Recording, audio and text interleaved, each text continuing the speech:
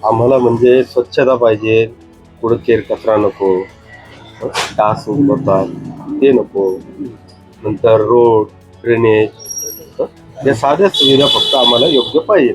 या प्रभागात भरपूर समस्या होत्या. रोडचा प्रॉब्लेम होता, या प्रभागात पाणी व्यवस्थित नव्हतं, लाईटचा प्रॉब्लेम होता. पण आतापर्यंत असं झालंय का प्रत्येक गोष्ट मेंबरनुसार सांगून एकदम क्लिअर झालेली आहे. आतापर्यंत काही प्रॉब्लेम. जी जनता आहे, लोक फिरायला जातात सकाळी, तर त्यांना ज्या ज्या प्रभागामध्ये फिरायला जातात त्या ठिकाणी मुतारीची व्यवस्था पाहिजे, हीच मी या तरुण नगरसेवकांना विनंती करेन. अहिल्यानगर महानगरपालिका सार्वत्रिक निवडणुकीला सुरुवात झालेली आहे. प्रचाराची रणधुमाळी देखील सुरू झालेली आहे.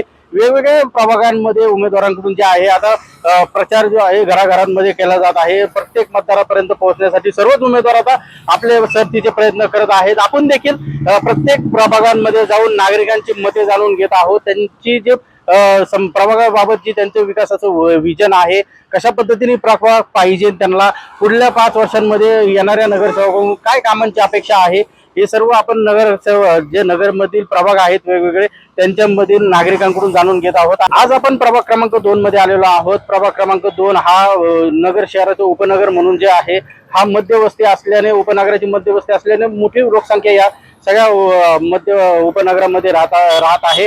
इथली समस्या देखील पूर्वी काही बऱ्यापैकी होती, परंतु आता जे 5 वर्षाचा काळ गेलेला आहे, बऱ्यापैकी आता या भागांमध्ये रस्ते असतील, पाण्याची समस्या आहे ती आता मिटल्याचं नागरिकांकडून सांगण्यात आहे. आपण आता रॅन्डमली जे स्थानिक आहेत इथले त्यांच्याकडून जाणून घेऊया नेमकं कशा पद्धतीने प्रभागाची समस्या होत्या, काय त्यांना आता समस्या सोडवलेल्या आहेत. आपल्यासोबत काका आहेत.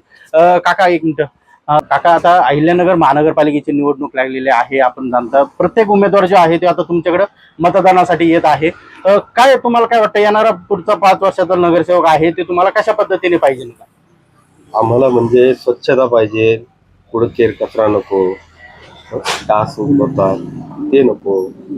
नंतर रोड, ड्रेनेज या साध्या सुविधा फक्त आम्हाला योग्य पाहिजे. पूर्वी असा प्रभागामध्ये हा उपनगराचा मेन भाग म्हणून पाहिला जातो. काय समस्या होते ज्या आता त्या सुटल्यात का?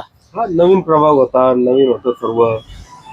आता रोड झाले आहेत, सगळे बऱ्यापैकी सुटलेले आहेत, जवळजवळ सुटले आहेत सगळ्या. आता थोड्याफार राहिल्या आहेत, त्या आता होतील कम्प्लीट. नक्कीच अजून आपण शेजारच्या दुकानामध्ये देखील जाणार आहोत. प्रभागातल्या ज्या समस्या आहेत त्या जाणून घेत आहोत. आपण आता मेडिकल शॉप आहे, त्या मेडिकल शॉप मध्ये आलेलो आहोत. दादा, अहिल्यानगर महानगरपालिकेच्या निवडणुका लागलेल्या आहेत. आपण किती वर्षापासून या प्रभागात राहता? काय समस्या जाणवत होते या प्रभागात? मी आता ह्या प्रभागात 10 वर्ष झाले. माझं मेडिकल शॉप आहे. हे शॉप सुरू करतानाच निखिल वारे साहेबांनी चालू केलं. त्याच्यानंतर तिथून पुढचे कार्यकर्ते मी पाहतोय. पण आतापर्यंत ह्या वार्डामध्ये असा कोणताही प्रॉब्लेम नाही की वारे साहेबांनी क्लिअर केलं. समस्या होत्या या प्रभागात पूर्वी, पाण्याच्या असतील, ड्रेनेजच्या असतील, त्यासोबत होत्या. आता काय वाटतं? या प्रभागात भरपूर समस्या होत्या. रोडचा प्रॉब्लेम होता, या प्रभागात पाणी व्यवस्थित नव्हतं, लाईटचा प्रॉब्लेम होता. पण आतापर्यंत असं झालंय का प्रत्येक गोष्ट मेंबरनुसार सांगून एकदम क्लिअर झालेली आहे. आतापर्यंत काही प्रॉब्लेम. नक्कीच अजून आपण हा सगळा परिसरात जो आहे ते पाहणार आहोत. आपण अजून आणखी काही परिसरांमध्ये जाणार आहोत, त्यातून देखील माहिती घेणार आहोत. प्रभागातल्या वेगवेगळ्या समस्या ज्या आहेत त्या आपण जाणून घेत आहोत. आपल्यासोबत आता ज्येष्ठ नागरिक देखील आहेत, काका आहेत. काका, सकाळ सकाळ पेपर वाचतायत, हे पेपरमधून सगळी माहिती आहे ती तुमच्यापर्यंत आलेली आहे. महानगरपालिकेची निवडणूक लागलेली आहे. काय एकंदरीत परिस्थिती दिसते आता महानगरपालिकेत ह्या ठिकाणी माननीय श्री निखिल वारे साहेब वारे यांच्या माध्यमातून ड्रेनेज, पाणी, लाईट, वीज, रस्ते अगदी सुस्थितीत झालेले आहेत. त्यामुळं काहीच अडचण नाही. पूर्वी या प्रभागामध्ये हा जो आहे उपनगराचा भाग आहे सगळा, अनेक समस्या होत्या. त्यातल्या काय समस्या होत्या आणि आता सुटलेल्या आहेत, आणि येणाऱ्या 5 वर्षात आता जो कोणी नगरसेवक येईल त्याच्याकडून काय अपेक्षा राहणार आहे? नाही, कामाच इतके झालेले प्रगतीचे, त्यामुळे अडचण काहीच नाही. नक्कीच जे आहे आपलं एक हेअर सलूनचं दुकान आहे. काका आहेत आपल्यासोबत. प्रभागातल्या समस्या जाणून घेण्यासाठी आलेलो आहोत. काका, आपण इथं किती वर्षापासून रहिवास करता, वास्तव्य करता, आणि यापूर्वी या प्रभागाची कशी परिस्थिती होती, आता परिस्थिती काय आहे, आणि येणाऱ्या पंचवार्षिक मध्ये जे आहे काय तुम्हाला अपेक्षित आहे, येणारे जे कोणी नगरसेवक आहे त्याकडून काय अपेक्षा राहणार आहे? मी गेली 35 वर्ष या प्रभागामध्ये माझं माऊली मेन्स पार्लर आहे.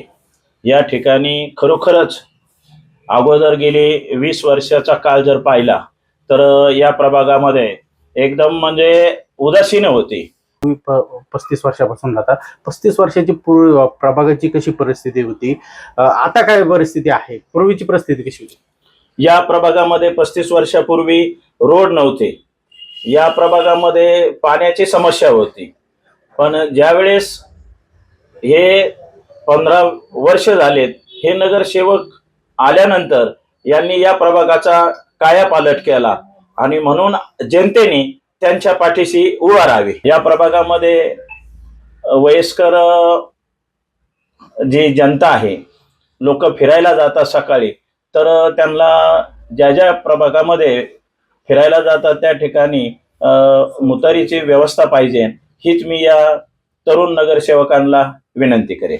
नक्कीच जे आहे या सगळ्या प्रभागांमध्ये आता समस्या जरी उपनगरातल्या सुटत असल्या तरी यासोबतच जे आहे सुलभ शौचालय असतील, त्याचबरोबर जे रस्ते असतील किंवा ड्रेनेजच्या अजून काही जी समस्या आहे ती सुटलेली नाही आहे. त्याचबरोबर कचरा व्यवस्थापनाची जी समस्या आहे ते देखील आता महानगरपालिकेने सोडवले पाहिजे अशी अपेक्षा इथल्या नागरिकांनी केलेली आहे. गिरीश रासकर, नवराष्ट्र, अहिल्यानगर.